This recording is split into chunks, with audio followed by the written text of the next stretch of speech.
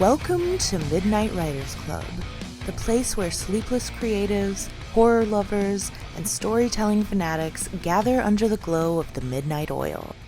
Whether you're up late writing, reading, or just craving a little eerie inspiration, you're in the right place. I'm Medusa, your host, and tonight we're talking about fear. More specifically, why do we, as writers, love to explore it? Why do we tell ghost stories, write terrifying scenes, and dive into the darkest corners of our imagination? What is it about horror that hooks us, both as creators and as readers? Fear is one of the oldest emotions in storytelling. Long before books and movies, people gathered around fires to share tales of the unknown. Monsters lurking in the shadows, spirits whispering in the night, things that shouldn't exist, but do. And let's be real, fear is fun. It gets our hearts racing, our minds spinning, and for writers, it gives us a playground of tension, suspense, and the thrill of the unknown. So, why do we write horror? Some say it's a way to process real-world fears.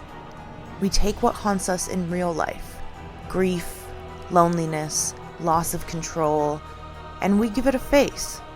A monster, a ghost, a knife-wielding maniac in the woods. It's a way of confronting the things we don't always have the words for. Think about some of the best horror stories. Stephen King's It, Shirley Jackson's The Haunting of Hill House, even folklore like Bloody Mary. At their core, these aren't just scary stories. They're stories about trauma, obsession, and the human psyche. Now, if you're a writer, how do you actually make something scary? Because let's be honest, writing horror is different than watching a horror movie. We don't have the luxury of a jump scare or a creepy soundtrack. All we have are words. But when used right, words can be terrifying.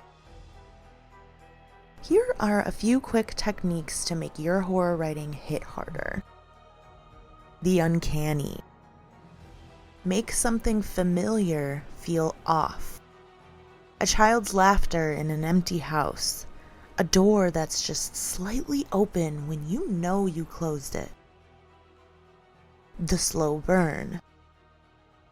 Dread is more effective than shock. Let tension simmer. Let your readers know something's coming, but don't tell them when. And finally, use the senses. Fear isn't just what we see, it's what we feel. The cold breath on the back of your neck, the metallic taste of fear in your mouth, the absence of sound when there should be something there. If you have a favorite horror technique, let me know. I'd love to hear what sends shivers down your spine. Alright, now it wouldn't be Midnight Writers Club without a little challenge for all you night owls out there. If you're listening to this right now, I want you to grab a notebook, open your notes app, or just sit back and think about this prompt.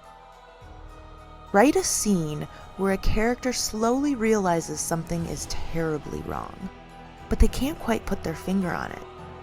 No jump scares, just pure dread. If you write something based on this, tag me or send it my way. I'd love to see what you come up with. Well, that's it for tonight's episode of Midnight Writers Club. If you enjoyed this, don't forget to subscribe, follow, or scream into the void, whatever feels right. Next time, we'll dive into haunted houses. Why are they such a staple in horror fiction? And what makes them stick in our nightmares? Until then, keep the lights low, the words flowing, and remember, sometimes the scariest stories are the ones we write ourselves.